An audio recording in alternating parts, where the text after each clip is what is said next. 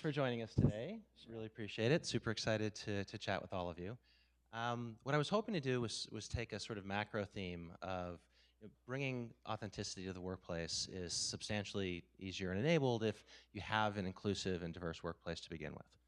And so would love to explore a little bit about how we all can create that. And I'm the co-chair of the Diversity and Inclusiveness Steering Committee at AppNexus, along with Nithya Das, and we talk a lot about this concept of D&I by design, diversity and inclusiveness, D&I by design. And the core idea is like D&I isn't like a thing you do, you have to try to infuse it into all of the organization at multiple levels. So I have a few questions across sort of 3 levels of what I think we can all do to improve D&I in the workplace, which is what can women do for themselves, what can women do for other women, and what can women do for the organization overall. So maybe we'll going to be a part about what men can do? That's actually part of the last. It's in there. It's in there. We can start there if you want. Let's actually start there. I'll follow your lead. So I was going to include that in the what can women do for the workplace, and one of my questions related to that actually were, what could men like me who are well-intentioned and want to do good things, but are white men that haven't lived in the shoes of non-white men. What are the things we should start or stop doing to make a difference in D&I in the workplace? I'm sort of a troublemaker sometimes. Hi, I'm Rachel. So yeah, I mean, so if you can be a person of privilege, and that not only includes, not just white men, white women, men, anybody who is in a position of privilege, if you can stop and recognize that you are in a position of privilege, that's like a big, huge part of the battle, because a lot of privilege is almost by definition sort of something that is assumed. You have it. It takes a lot to realize you have it. And so a lot of the structures that privilege creates are done out of, I wouldn't say ignorance, but more out of just being the default setting. The default setting tends to be white, male, cis, affluent, sort of a young, and that's sort of, those are the default settings that we see celebrated, particularly in media and in business, and that's what is venerated. So when you can realize that those defaults exist, and then you look at those defaults and you say, okay, there's 2 possibilities.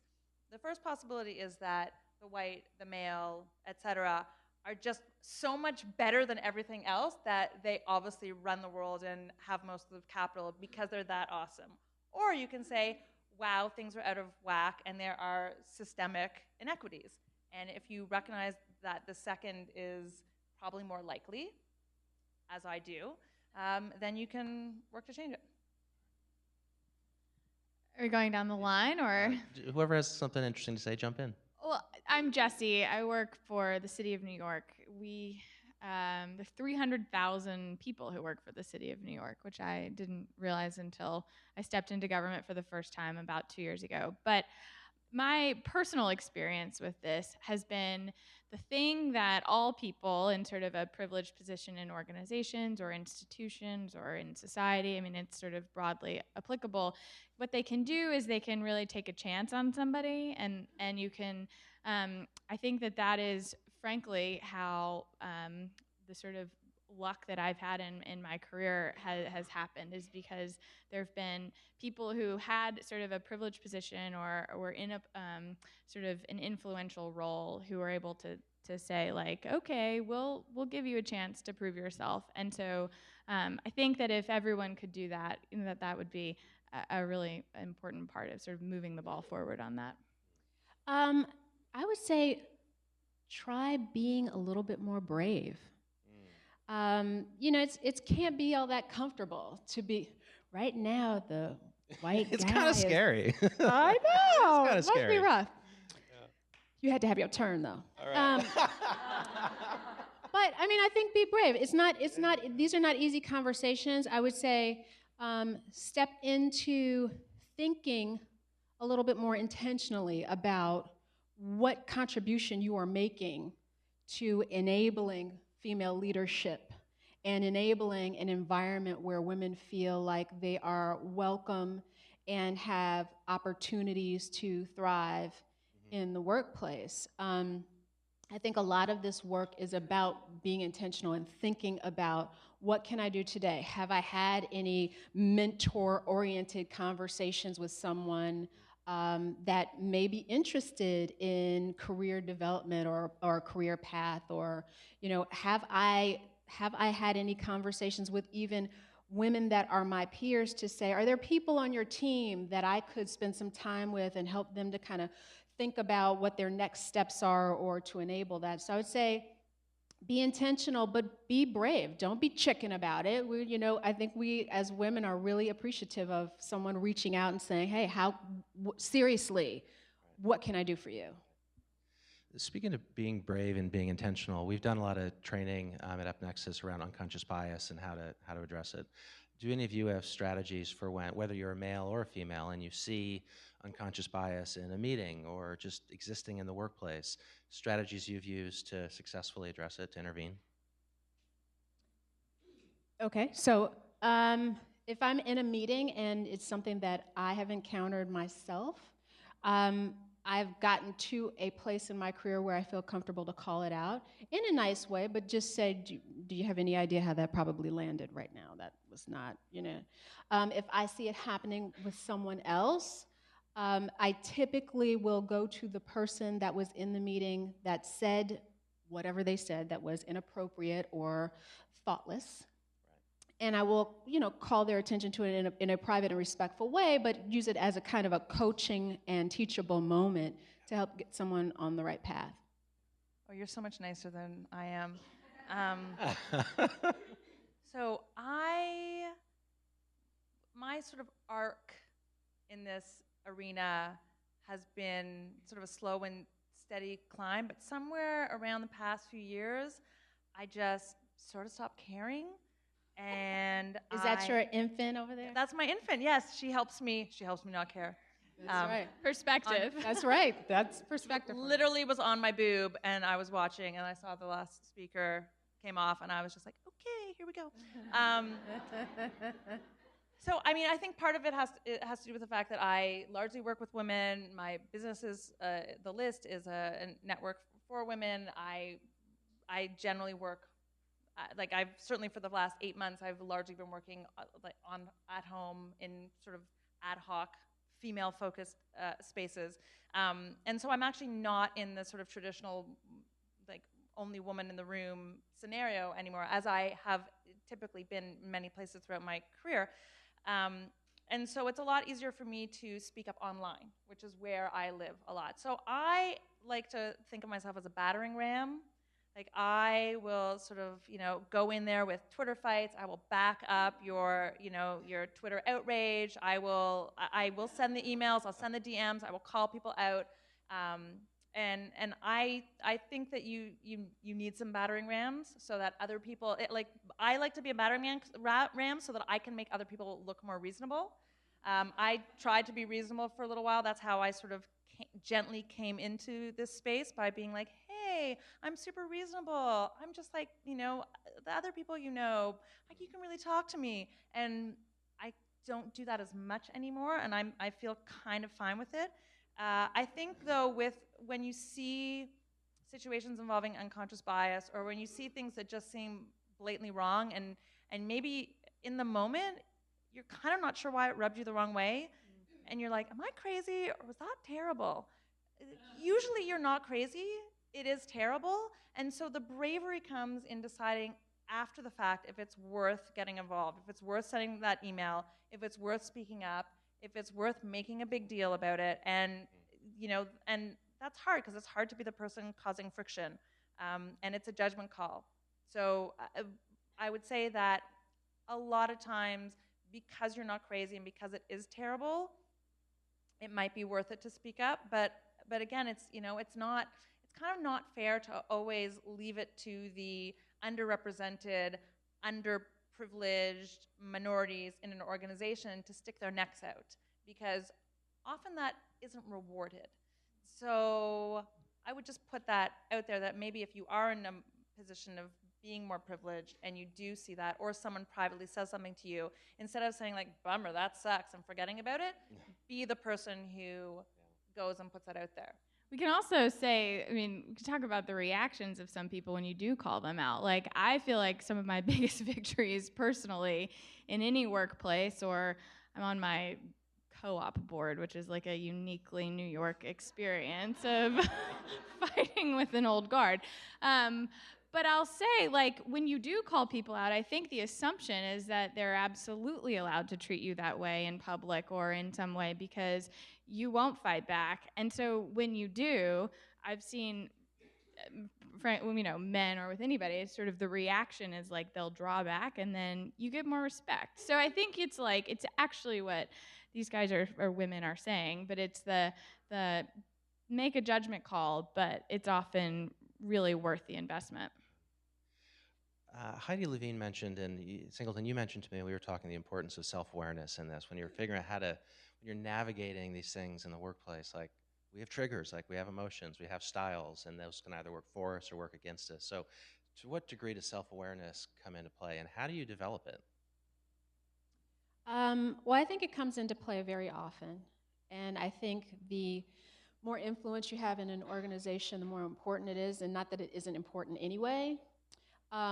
Because if you are aware of yourself and your triggers, like what pisses you off and makes you fly off the handle so that you can kind of keep it together, it makes it harder to have an intelligent response. I liked my mother said, like, put the people in their place. But you can't do that unless you are aware enough of yourself and what's happening to you. Because then you can't kind of control how you are bringing your point across. And if it's something like, probably the way you said that may have been kind of really inappropriate or really hurtful, you can get that out if you're aware of your own triggers and you're aware of yourself, as opposed to saying, that was just jacked up. What's wrong with you? Get at it. You know what I mean? You're able to control yourself a little bit better. And I think it makes a greater impact. Thoughts on that?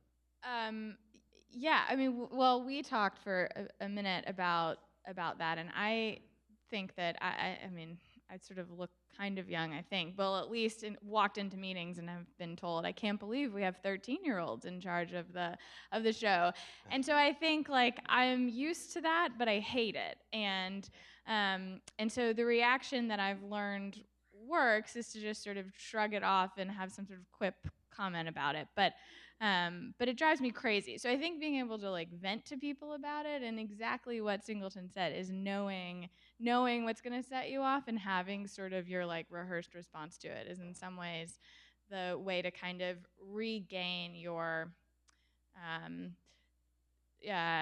on this sort of vertical of like, or the x-axis, y-axis of strength and warmth. You kind of regain that absolute center when you can just sort of deflect something like that. But I do think it creates an opportunity then to call it out. It's really just a sort of judgment call. I love that you mentioned the strength and warmth thing. Are you quoting John Neffinger?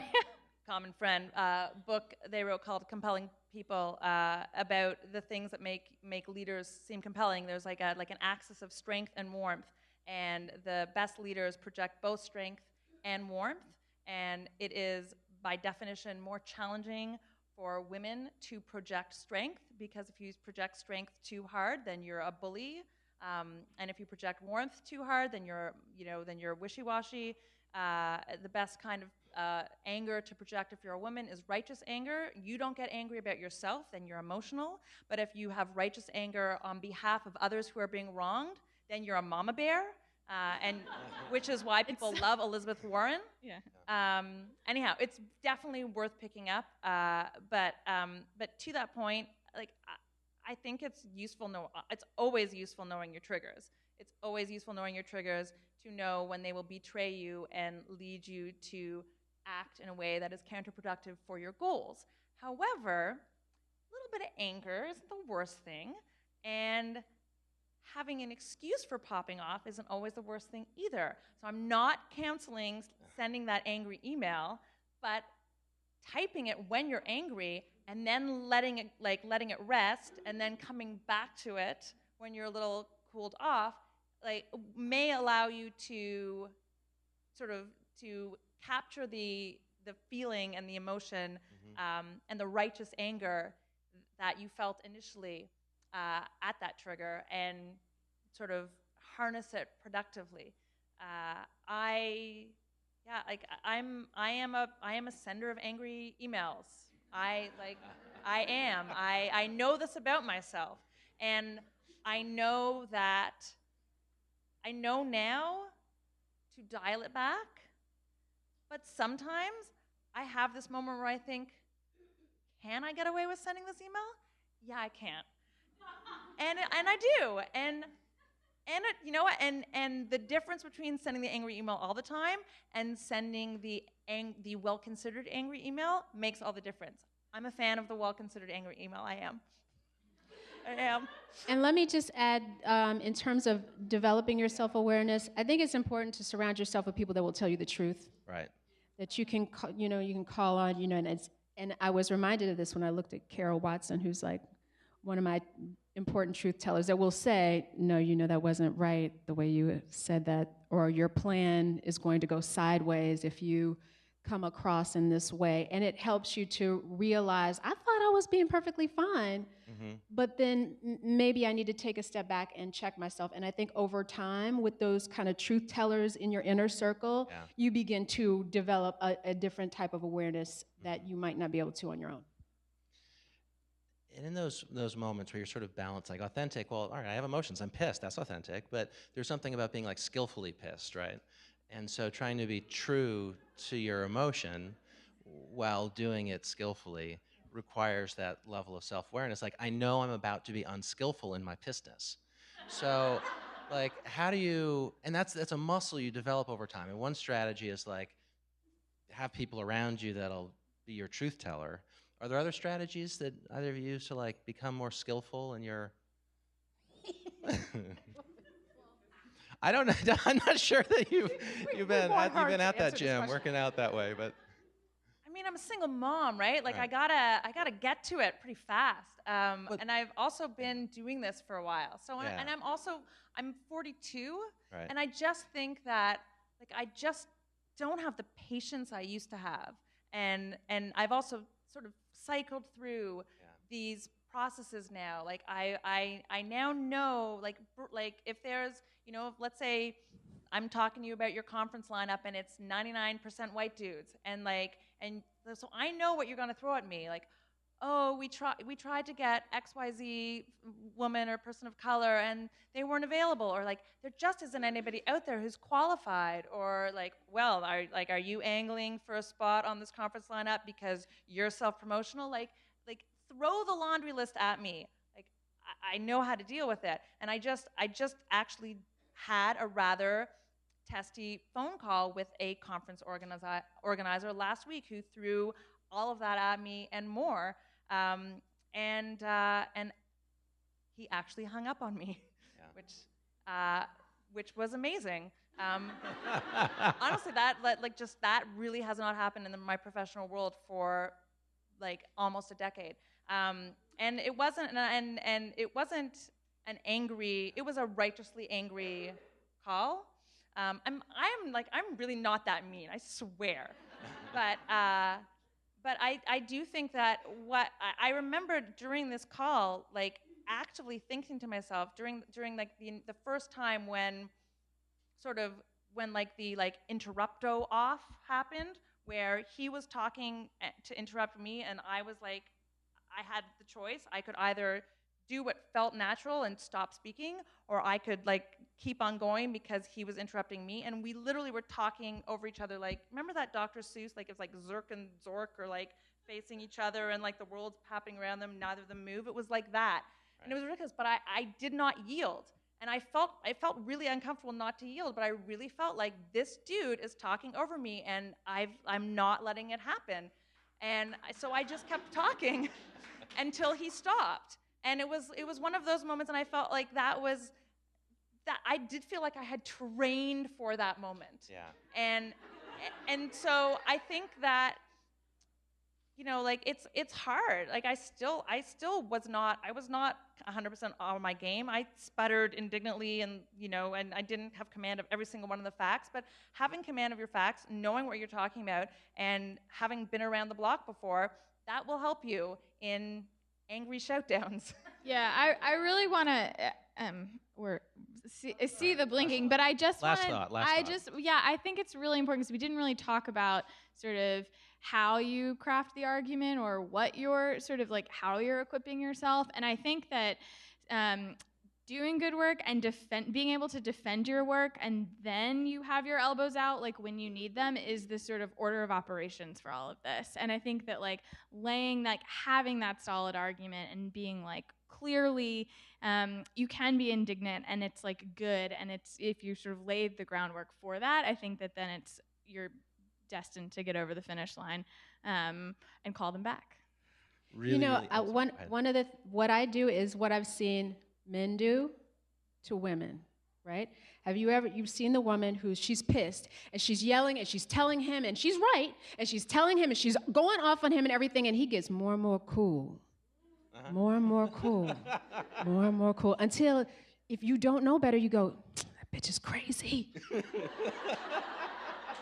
But she was right. But you didn't like process any of that. So I've taken a page out of that book, and often the more high-pitched the conversation, the more irrational the person, the more I just cool out, listen carefully, wait my turn, and then very quietly say what it is I have to say and let it just land. And that's what I've found to be successful.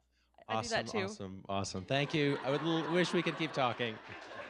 Thank you so much.